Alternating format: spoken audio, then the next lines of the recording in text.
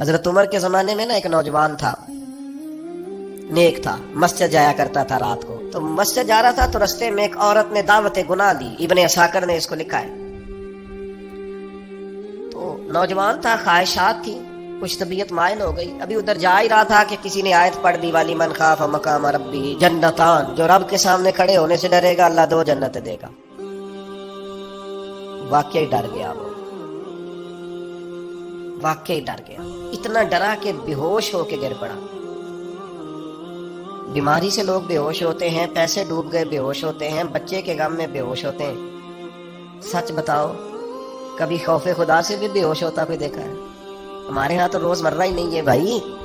اور بڑی باتیں ہیں بے ہوش ہونے کی، ڈرنے کی، غش کھانے کی. بے ہوش ہو کے گر پڑا. بوڑھے باپ کو کسی نے بتایا بچہ بے ہوش پڑا ہے. اٹھا کے گھر لائے. گھر لا کے کہا بیٹا کیا ہوا؟ نوجوان ہے، چڑھتی جوانی ہے، پر پاکیزہ بڑی ہے. کہنے لگا ابا جی گناہ کی طرف چلا گیا تھا، پر میں نے آیت سن لی جو اللہ کے سامنے کھڑے ہونے سے ڈرے گا رب 2 جنتیں دے گا. میں ڈر گیا تھا، رب واقعی 2 جنتیں دے گا.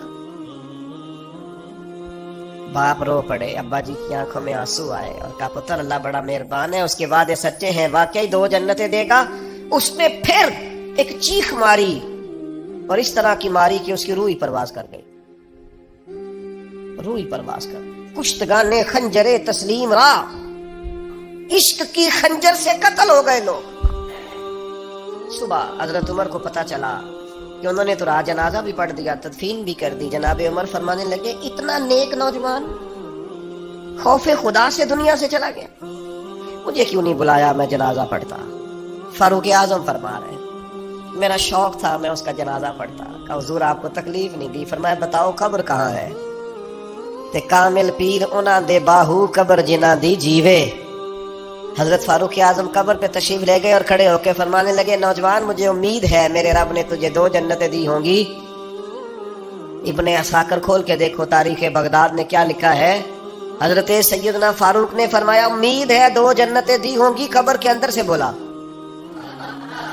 کامل پیرونا دے باہو قبر جنا دی جیوے. قبر کے اندر سے بولا. کہنے لگا حضور امید والی بات نہیں، رب کے وعدے سچے ہیں، اس نے واقعی مجھے 2 جنتیں عطا فرمائی. 2 جنتیں دی ہیں، میں نے اپنے مالک کو راضی پایا.